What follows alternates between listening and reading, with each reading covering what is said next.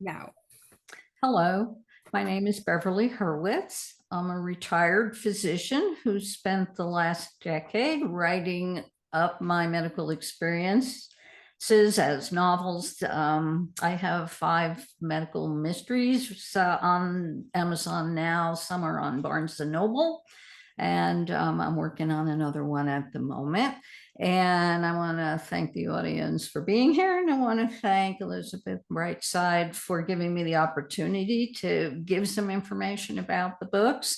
And this is one of my books. It's Who Has Your Back? It's essentially a story about people suffering from terrible back pain and just getting kicked around the medical system and having a really difficult time actually getting help. And I think this is a very topical subject because if you look at the most recent data about low back pain, it is the biggest cause of loss of productivity in our culture. It's the biggest cause of absenteeism, of disability, of early retirement. It is costing our culture millions, if not billions of dollars to try to help these people. And essentially, not much of anything that the medical community has been doing has really proven to be helpful. If you look at the current data, it's very discouraging in terms of medical interventions. What is encouraging is that for most people who experience acute low back pain, which in sedentary societies like ours is 4 out of 5 people at some time in their life are just suddenly disabled by back pain. 90% of it goes away spontaneously, usually within about 6 weeks. Of course, a lot of people can't wait 6 weeks when they can't get up, they can't get their socks on, they can't move around, they can't get to their job. So people rush to whatever practitioner they think will give them relief. And what my book tries to explain is how difficult it is to actually get a correct diagnosis. Most of the time, we can't even pinpoint why the back hurts that badly. And you also get a sense of how all the bad traps that people fall into, bad positioning and use of opioids and spending fortunes on back braces and mattresses and lots of other things that ultimately probably are not going to help. So it's I think a very important issue for us to look at culturally. We spend all this money on treatment. What we don't spend a lot of money on is prevention. An awful lot of young people experience their first episode of back pain because they're weekend warriors. They spend their entire week on their seat. They sit at their job, they sit going to and from their job, they get home at night and they sit watching television. And then on the weekend, they're going to go out and have a tennis match or something that they are not physically conditioned to do. Move a washing machine. That's a common reason that we would see people walk into a clinic with acute back pain. So we don't have an emphasis on fitness that would help people to not develop these problems. We reward the sedentary life over and over again. A lot of people say, oh, I'm exercising, I'm going to yoga. Well, then they sit on the floor some more. Not that yoga isn't good for you. Any kind of exercise is good for you. And one of the things that concerns me is we don't do anything preventive when people are young and developing. And just today, I went online and I looked for classroom desks for small students, classroom desks for large students. I found the same size desk on every website. And so we put an 8-year-old who's short-waisted at a desk where he has to abnormally raise his shoulders and crane his neck to do his work. And then we put a great big kid with a long torso at the same size desk, and he's got to slump down to do his work. And, you know, we don't do that to adults. And we put an adult in a swivel chair so they don't have to twist their spine all day. And we put them in a chair that goes up and down so they can be seated at the right height. But by the time we do that in their industry, the damage is done. The damage was done when they were growing, and we seated them in positions that caused abnormal posturing and abnormal development of the musculature that should hold up their spine.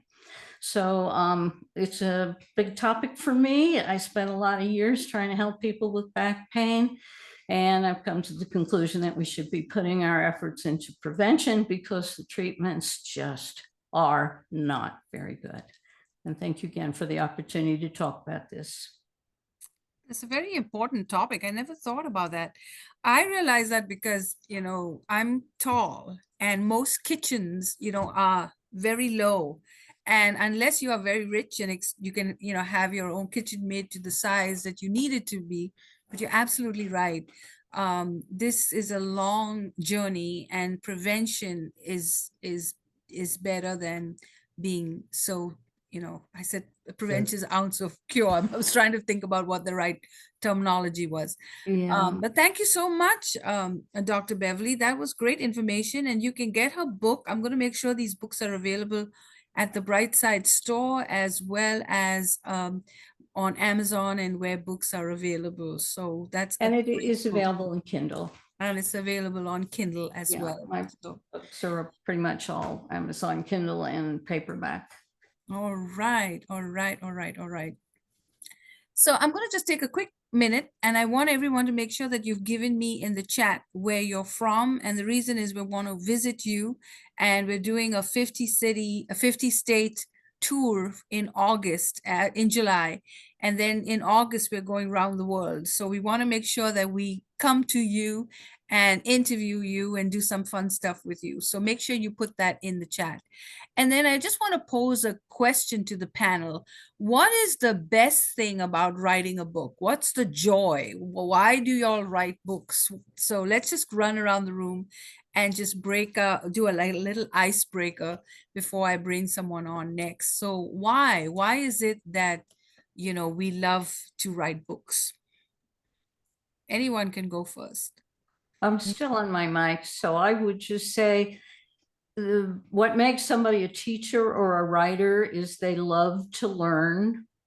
And then when they have that information, they want to share it. And so distilling your knowledge so that somebody else can appreciate it is what motivates, I think, writing, teaching. I couldn't agree more. Sue, yeah, tell me. Wait, you have to turn your mic on.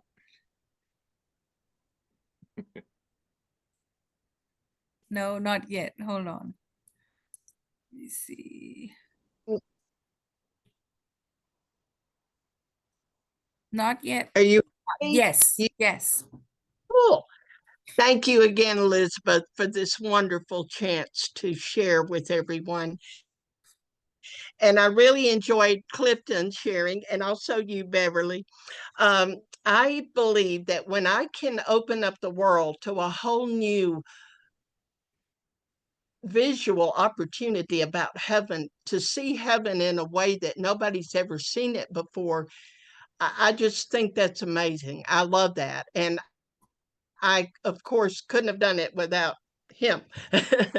So I think that writing gives us a chance to just explode out of our heart, out of our minds, our imagination. So Delanda, I haven't seen you in a while. Why do you write so many books? What's the passion behind writing? She just asked a question. Okay, Sue, I didn't stop you. Were you saying anything more? Sue? Probably. I No, apologize. Go ahead. All right, go ahead. I never shut up. It's okay. Well, I'm coming to you with your full presentation. Okay, all right. Yes. Anyone else before we get back to the presentations? Okay. Sure. All right. I will. Yes, go ahead, Harold. Hi, Sheriff. Hi. I get to be the the producer, and the audience. I get to be the hero and the villain. I get to be that and the reader. So that's the part I get in when I'm writing. I get to be all those people, and I get to feed and change how they react and what they're gonna say. So that's one of the beautiful part of writing for me. That's awesome. I think that's great. I'm going to bring you back, Clifton, for a quick minute, and I'll tell you why. I don't mean to put you on the spotlight, but we are launching your book. So tell us some of these characters in your upcoming launch for the new book. Well, first we have, let me think. I have I all have these my characters in notes. my head and they're always directing my actions. And Harold, I envy you because you guide your characters. My characters guide me. They tell me which direction they want the story to go. Well, It's it's a really creepy thing sometimes. But I actually enjoy it. Okay, we have Jace. Jace gets caught up in a few things. Well, I won't go too far into it. Basically, what happens is he spurned a lover, and that lover had to come back from the dead to save him from a demon. That's one of them. Then we have Eddie. He's a college kid who joined a frat, and this frat pulled a prank on him by sending him out into the middle of the East Texas woods to bag a snipe. Well, he finds something other than a snipe, unfortunately, and it changes everything for him. Then we have Mancoba Bellows. Mancoba Bellows is the son of Londesizwe Bellows, and the planet is in the middle of a climate crisis, and Londesizwe, the father, creates a unique solution to eradicate the issues with the climate change. And unfortunately, Mancoba has to bear the brunt of everything that happens after that. So that's three of the characters there.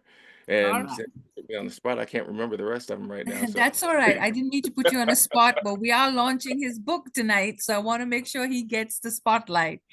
All right, so let's go to Sue because Sue wants to talk and I want her to. I'll tell you a little bit about Sue, and I'll bring you back, Clifton, again. We're gonna have so much fun tonight.